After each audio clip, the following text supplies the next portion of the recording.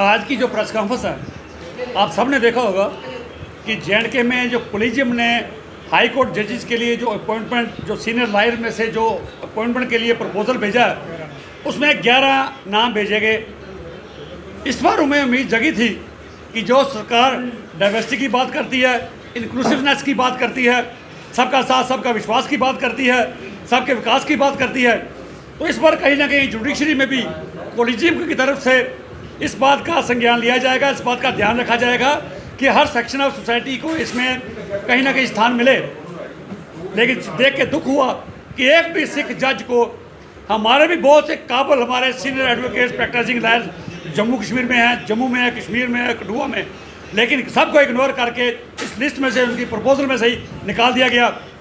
एक बार मैं सबको ये भी वाज़ह कर दूं कि ये चीज़ें हम जानते हैं कि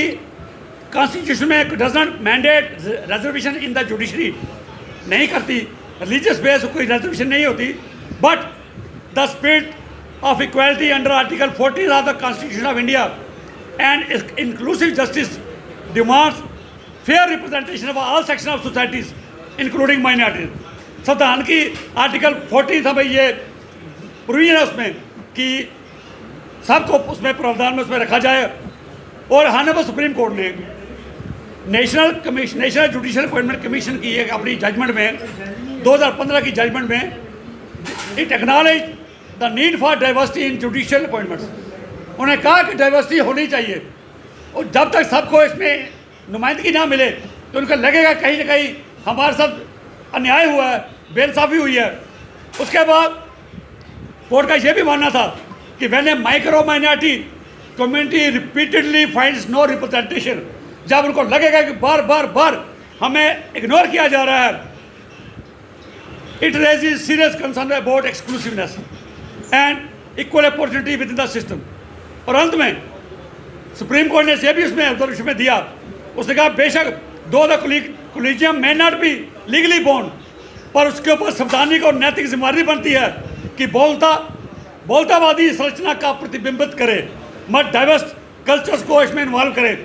लेकिन आज की डेट में ना तो हिंदुस्तान के सबसे बड़े सुप्रीम कोर्ट में कोई सिख जज है, ना किसी हाई कोर्ट में कोई सिख जज रखा गया है। तो हमें अफसोस से ही कहना पड़ता है, बाकी फील्ड्स में तो हमारे साथ डिस्क्रिमिनेशन हुई, और पंजाबी कह लीजिए, पोलिटिकल रिजर्वेशन कह लीजिए, हमारे साथ हमें आज ये लगता है कि सरकार ने हमें सेकंड क्लास सिटीजन ट्रीट कर लिया है। ये समझ लिया कि ये कम्युनिटी, बार प्रधानमंत्री जी और होम मिनिस्टर साहब ने पिछले कई सालों में बार ये अपनी स्पीचों में कहा कि सिख कौम की कंट्रीब्यूशन देश के लिए बहुत बड़ी है, उसे हिंदुस्तानी बोल नहीं सकता। लेकिन उस कंट्रीब्यूशन के बदले हमें क्या मिला ग्राउंड पे, इसका एहसास हमें करवाया जा रहा है कि हमारे प्रेस्टीजियस इंस्टीट्यूशन में हमें इग्नोर किया जाता है। सो हमारा ये अपील रहेगी honourable lieutenant governor Manoj Sinha साहब से,